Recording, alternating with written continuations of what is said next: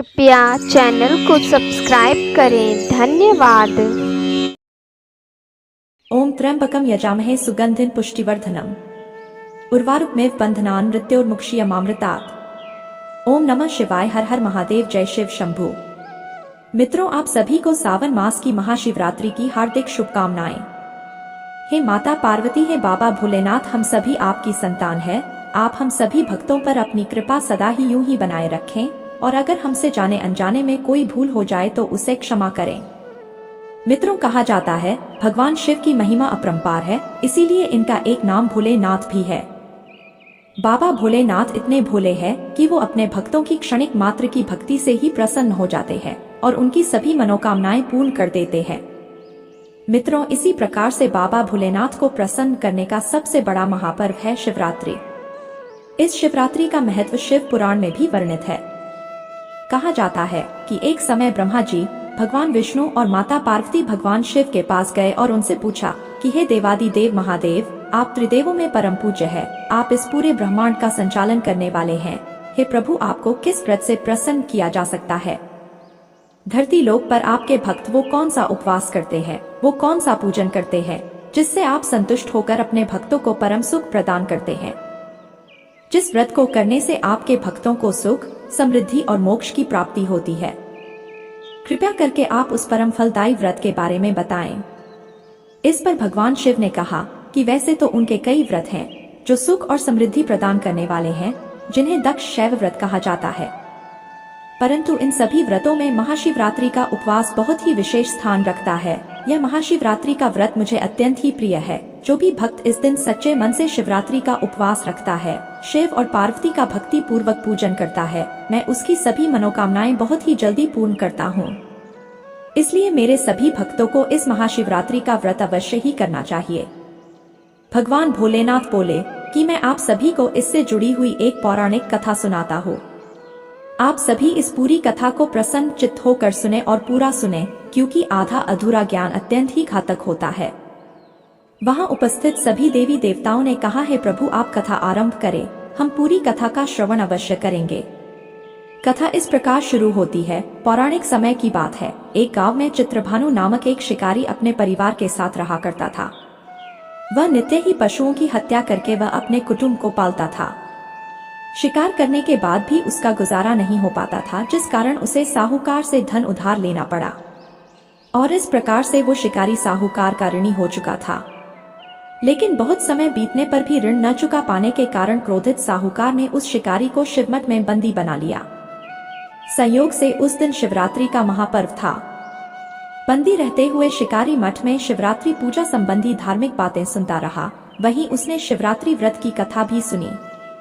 संध्या होने पर जब साहूकार ने उसे बुलाया और ऋण चुकाने के लिए पूछा, तो शिकारी अगले दिन सारा ऋण लौटा देने का वचन दिया।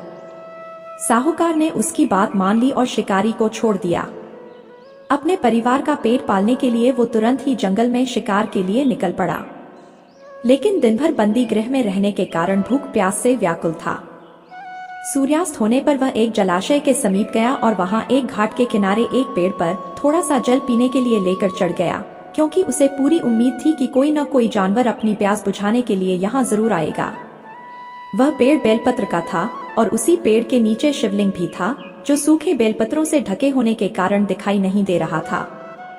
शिकारी को उसका पता न चला।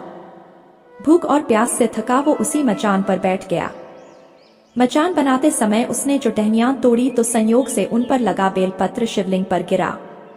इस प्रकार दिन भर भूखे प्यासे शिकारी का व्रत भी हो गया और शिवलिंग पर बेलपत्र भी चढ़ गए।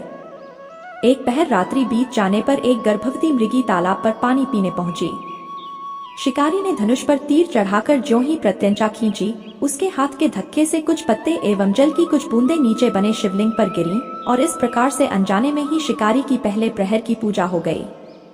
मृगी बोली, मैं गर्भिणी हूँ, शीघ्र ही प्रसव करूंगी। तुम एक साथ दो जीवों की हत्या करोगे, जो ठीक नहीं है। मैं बच्चे को जन्म देकर शीघ्र ही तुम्हारे समक्ष प्रस्तुत हो जाऊंगी, तब तुम मेरा शिकार कर लेना। शिकारी ने प्रत्यंचा ढीली कर दी और मृगी जंगली की झाड़ियों में लुप्त हो गई। कुछ ही देर बाद एक और मृगी उधर से निकली। शिकारी की प्रसन्नता का ठिकाना न रहा। समीप आने पर उसने धनुष पर बाण चढ़ाया। इस प्रकार फिर से कुछ बेलपत्र नीचे शिवलिंग पर जा गिरे और अनायास ही शिकारी की दूसरे प्रहर की पूजा भी हो गई।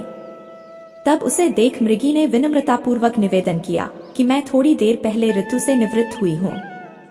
मैं अभी कामातुर विरहिणी हूँ और अपने प्रिय की खोज में भटक रही हूँ। मैं अपने पति से मिलकर शीघ्र ही तुम्हारे पास आ जाऊंगी। शिकारी ने उसे भी जाने दिया। 2 बार शिकार को खोकर वह चिंता में पड़ गया। रात्रि का आखिरी पहर बीत रहा था। तभी एक अन्य मृगी अपने बच्चों के साथ उधर से निकली।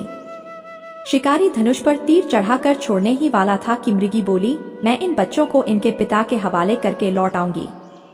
इस समय मुझे मत मारो। शिकारी हंसा और बोला, सामने आए शिकार को छोड़ दूं, मैं ऐसा मूर्ख नहीं। इससे पहले मैं 2 बार अपना शिकार खो चुका हूं। मेरे बच्चे भूख प्यास से तड़प रहे होंगे। उत्तर में मृगी ने फिर कहा, जैसे तुम्हें अपने बच्चों की ममता सता रही है, ठीक वैसे ही मुझे भी इनकी फिक्र है। इसलिए सिर्फ बच्चों के नाम पर मैं थोड़ी देर के लिए जीवनदान मांग रही हूँ। मेरा विश्वास करो, मैं इन्हें इनके पिता के पास छोड़कर तुरंत लौटने की प्रतिज्ञा करती हूँ। मृगी का दीन स्वर सुनकर शिकारी को उस पर दया आ गई। उसने उस मृगी को भी जाने दिया। शिकार के अभाव में बेल वृक्ष पर बैठा शिकारी बेलपत्र तोड़ तोड़ कर नीचे फेंकता जा रहा था। उसकी तीसरे प्रहर की पूजा भी स्वतः ही संपन्न हो गई। जब भोर होने को हुई तो एक हृष्ट पुष्ट मृग उसी रास्ते पर आया। शिकारी ने सोच लिया कि इसका शिकार वह अवश्य करेगा। शिकारी की तनी प्रत्यंचा देखकर मृग विनीत स्वर में बोला, भाई, यदि तुमने मुझसे पूर्व आने वाली 3 मृगियों तथा छोटे छोटे बच्चों को मार डाला है तो मुझे भी मारने में विलंब न करो, ताकि मुझे उनके वियोग में एक क्षण भी दुख न सहना पड़े। मैं उन मृगियों का पति हूँ। यदि तुमने उन्हें जीवन दान दिया है तो मुझे भी कुछ क्षण का जीवन देने की कृपा करो। मैं उनसे मिलकर तुम्हारे समक्ष उपस्थित हो जाऊंगा। मृग की बात सुनकर शिकारी ने सारी कथा मृग को सुना दी। तब मृग ने कहा, मेरी 3 पत्नियां जिस प्रकार प्रतिज्ञाबद्ध होकर गई हैं, वे मेरी मृत्यु से अपने धर्म का पालन नहीं कर पाएंगी। अतः जैसे तुमने उन्हें विश्वास पात्र मानकर छोड़ा है, वैसे ही मुझे भी जाने दो। मैं उन सबके साथ तुम्हारे सामने शीघ्र ही उपस्थित होता हूँ। उपवास, रात्रि जागरण तथा शिवलिंग पर बेलपत्र चढ़ने से शिकारी का हिंसक हृदय निर्मल हो गया था। उसमें भगवत शक्ति का वास हो गया था। उसके हाथ से धनुष तथा बाण छूट गया और उसने मृग को जाने दिया। थोड़ी ही देर बाद वह मृग सपरिवार शिकारी के समक्ष उपस्थित हो गया ताकि वह उनका शिकार कर सके, किंतु जंगली पशुओं की ऐसी सत्यता, सात्विकता एवं सामूहिक प्रेम भावना देखकर शिकारी को बड़ी ग्लानि हुई। उसके नेत्रों से आंसुओं की झड़ी लग गई। उस मृग परिवार को न मारकर शिकारी ने अपने कठोर हृदय को जीव हिंसा से हटाकर सदा के लिए कोमल एवं दयालु बना लिया। देवलोक से समस्त देव समाज भी इस घटना को देख रहे थे।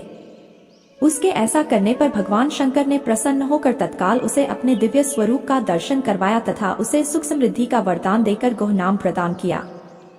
यही वह गुह था जिसके साथ भगवान श्री राम ने मित्रता की थी। शिकारी की इस कथानुसार महादेव तो अनजाने में किए गए व्रत का भी फल दे देते हैं, पर वास्तव में महादेव शिकारी की दया भाव से प्रसन्न हुए। अपने परिवार के कष्ट का ध्यान होते हुए भी शिकारी ने मृग परिवार को जाने दिया। यह करुणा ही वस्तुतः उस शिकारी को उन पंडित एवं पुजारियों से उत्कृष्ट बना देती है जो कि सिर्फ रात्रि जागरण, उपवास एवं दूध, दही, बेलपत्र आदि द्वारा शिव को प्रसन्न कर लेना चाहते हैं। इस कथा में सबसे महत्वपूर्ण बात यह है कि इस कथा में अनजाने में हुए पूजन पर विशेष बल दिया गया है।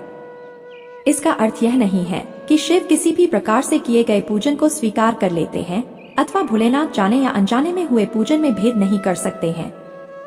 वास्तव में वह शिकारी शिव पूजन नहीं कर रहा था। इसका अर्थ यह भी हुआ कि वह किसी तरह के किसी फल की कामना भी नहीं कर रहा था। उसने मृग परिवार को समय एवं जीवन दान दिया जो कि शिव पूजन के समान है। शिव का अर्थ ही कल्याण होता है। उन निरीह प्राणियों का कल्याण करने के कारण ही वह शिव तत्व को जान पाया तथा उसका शिव से साक्षात्कार हुआ। परोपकार करने के लिए महाशिवरात्रि का दिवस होना भी आवश्यक नहीं है। पुराण में 4 प्रकार के शिवरात्रि पूजन का वर्णन है। मासिक शिवरात्रि, प्रथम आदि शिवरात्रि, महाशिवरात्रि तथा पुराण वर्णित अंतिम शिवरात्रि है नित्य शिवरात्रि। वस्तुतः प्रत्येक रात्रि ही शिवरात्रि है। अगर हम उन परम कल्याणकारी आशुतोष भगवान में स्वयं को लीन कर दे तथा कल्याण मार्ग का अनुसरण करें, वही शिवरात्रि का सच्चा व्रत है। इस प्रकार महाशिवरात्रि पूजन पौराणिक व्रत कथा समाप्त हुई। नमः पार्वती पते हर हर महादेव। शिव कथा का यह है संदेश।